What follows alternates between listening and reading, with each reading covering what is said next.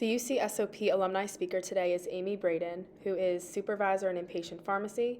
Her clinical practice area and interests include staffing and management, pharmacy automation and delivery systems, anticoagulation reversal, and antimicrobial usage in sepsis. I am the inpatient pharmacy manager here at U of L Hospital in Louisville, Kentucky. Just a little bit about U of L. So I have been here a little over 5 years now. We have had a lot of changes since I've been here. So I started out doing my PGY1 residency here, and then I stayed on as a clinical float after that. We were part of a larger health system called Kentucky One Health whenever I was a resident. And then whenever I took my clinical float position, we separated from that organization and just were our own entity, which was University Medical Center. Then in November of, 2019, the prior facilities that we were with as part of Kentucky One Health, we bought them essentially. So U of L Health is now our health system. So I am not just only dedicated to the facility here. I also work with a lot of other leaders throughout the health system. What aspects of the job are most appealing? I would say in my manager role, a lot of different things. So I really like a lot of the people that I work with. I like the human resources, I guess you would say, the relationship building aspects of my job. I talk to people on a day-to-day basis. I do all the scheduling for our department, all of the interdepartmental communication, anything to do with that. So those are all things that are appealing to me because I do like those aspects. I also do a lot of informatics or more like EHR type of management, just because it's something that is necessary that I have to do within my role or that I need to know how to do in order to perform. So I like that aspect of it. I get that good variety. I still have to participate in clinical discussions and things like that when we have a drug shortage or whenever we have a new formulary product or whenever we have a new restriction that we need to put in place. I'm the one who communicates that. I'm the one who speaks from the departmental standpoint, how that's going to operationally affect us. So I like that. I'm still pretty in touch with my clinical practice, even though I don't round and take care of patients on a day-to-day basis. I also serve as a staffing pharmacist. It depends how much I work. It's really kind of how much I'm needed, like if I'm actually on the schedule to fulfill an operations role. So I like to do one staffing day about every 2 weeks or so, just kind of to stay in the know with my staff, to work with them. I have a very heavy involvement with our automation system here. So automation is something that I'm very interested in, that I work with a lot. So getting that opportunity to, see if things that we're doing are working or where we can improve or what type of phone calls I'm getting about issues, that helps me know where to educate the staff. So I like the variety. Working in a hospital, no 2 days are really ever the same. And that does not matter even whatever position you're in. You may work in the IV room and you may know that you check things at a certain time of day, but that doesn't mean that you're not going to get some weird situation pop up or something that you're asked for that you maybe you've never done before, or that you have to research and see if we can accommodate it. So that's one of my favorite things about just being in a hospital in general, is the pure variety. And also it's a little bit unpredictable. So it's kind of not really an adrenaline rush, but it gives you some variability and kind of prevents burnout in that way, because you do have different things that you do on a daily basis. It challenges you. What aspects of the job are the least appealing? Oh, let's see, a lot of things. Having difficult conversations with people. I am highly responsible for controlled substances, which is not really my favorite thing either. I am the PIC for the pharmacy, so all controlled substance management falls to me. I don't love that. I don't love processing invoices and doing CSAUS and managing 222s and things like that. So that's not very appealing. I will say there are some regulatory compliance things that can be kind of monotonous as well, that aren't necessarily my favorite.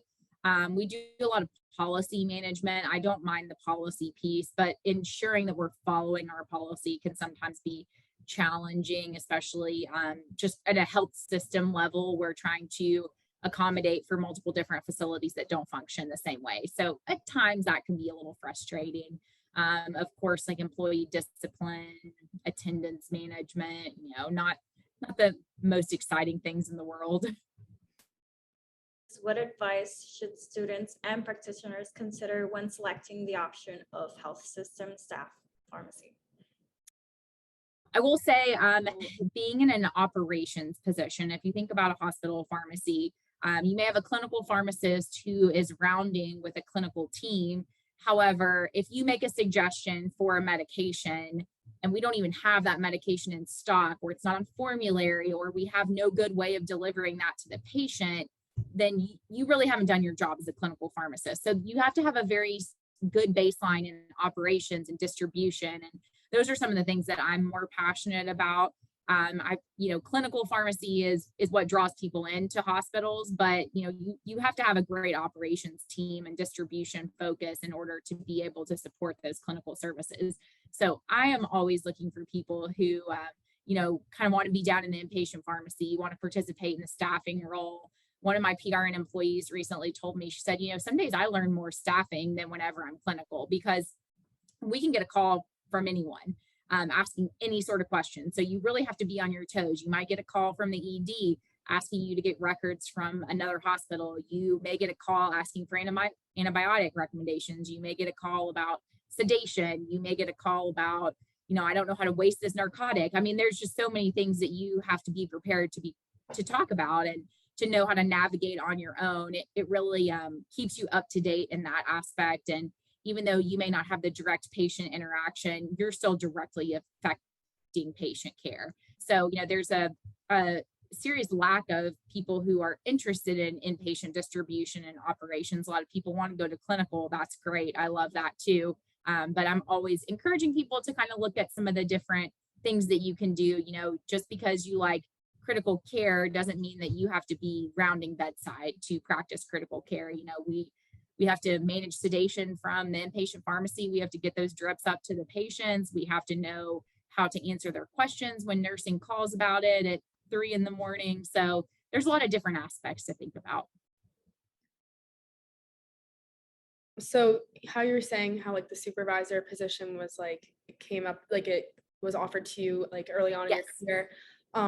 So like what encouraged you to take it, and like how did it stand out from like the other possible options you had?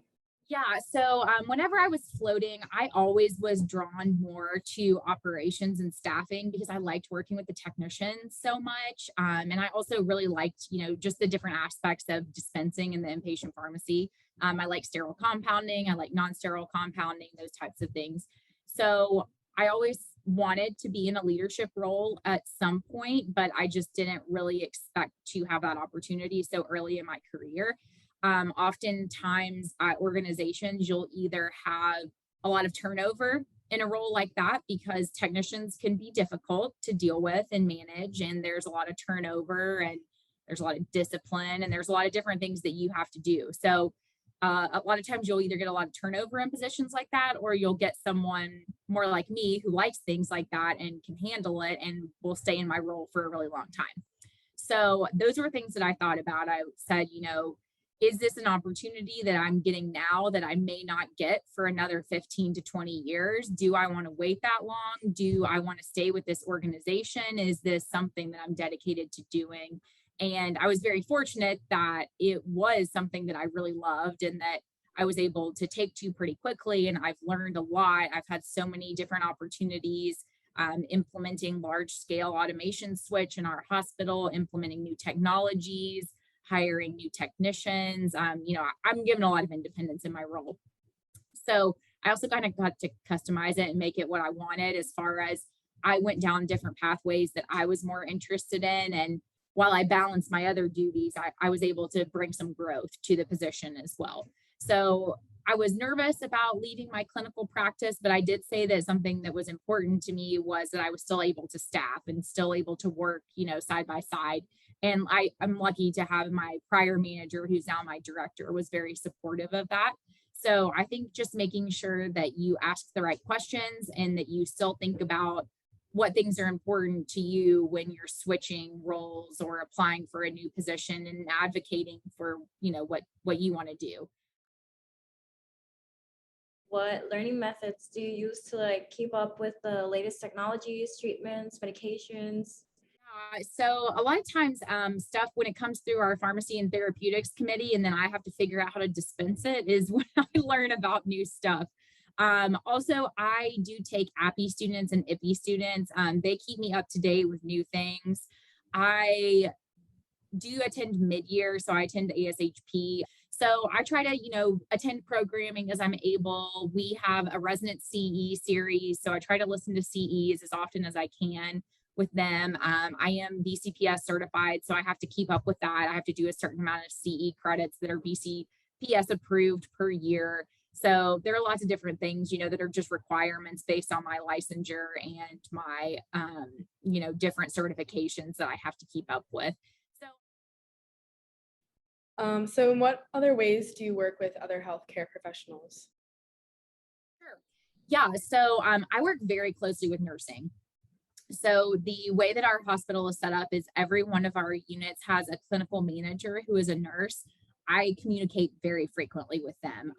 We talk about areas that we can improve. We talk about things their bedside nurses are having issues with.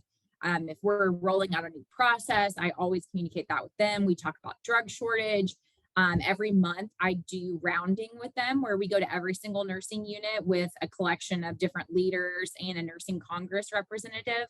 So we do that during the day and overnight. So we do first and third shift. So I interact with a ton of different disciplines that way. I work pretty closely with people in supply chain just for sheer management of products that we have to have. I work with IT very closely, not just pharmacy informatics, but also other members of IT, just because we have so many different operating systems in our pharmacy that require a lot of IT support. As far as physicians go, it kind of depends on what the project is, what their level of involvement may be. A lot of attendings in the emergency department are very involved with pharmacy projects. So if there happens to be something that I'm involved with as well, we'll have that interaction on that level. Of course, I talk to residents and medical residents and interns, attendings when I'm staffing, just, based upon therapeutic recommendations, questions I might have, or order clarifications. What tasks will you be responsible for and how, like all at once in one day, and how do you manage it? It is variable. I have to, something that's unique about my role, but also to a clinical pharmacist role, is you have to prioritize what you need to get done for the day.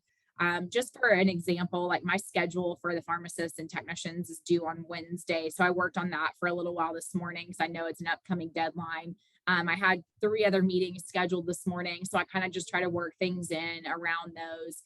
We're working on a proposal for a new position. So myself and my counterpart at Jewish had a meeting to go over that. And then we presented what we had done to our director, and that needs to be presented to our system director within the week. So, we're kind of just working off of various internal deadlines.